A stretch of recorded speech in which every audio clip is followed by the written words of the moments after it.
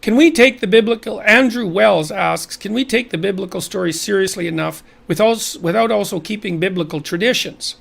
What's the psychological impact of group gathering, church going? I think we could take the biblical stories seriously enough, but I don't think that it's particularly easy. The traditions bind the community together. Now, I'm saying that, and I don't go to church, and the reason I don't go to church is because, well, it drives me crazy, to speak frankly. I haven't been able to sit in a situation like that ever since I was, well, ever, really. That's really the truth of it, ever. I'm not convinced that that's a good thing, because I do believe, and I've had good conversations about this with Jonathan Pageau, I do believe that communal return to the source of the community's ethics is actually a necessary thing.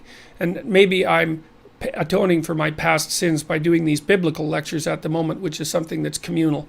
So, and then because there's also something about going where a bunch of other people are to reaffirm your commitment to the good that you're all aiming at, that's got some power in it. And I don't think that that's something that we should forego. I think it's dangerous. I mean, look, even if you're cynical about church, and I guess I would put myself in that category, it's certainly the case that communal church going in the 1950s, say, provided the average person with at least an hour a week where they were contemplating, no matter how poorly, the purpose of ethics in life and the idea of a higher purpose and a higher meaning in life. And you got to think that spending an hour a week thinking about that is better than never doing it at all.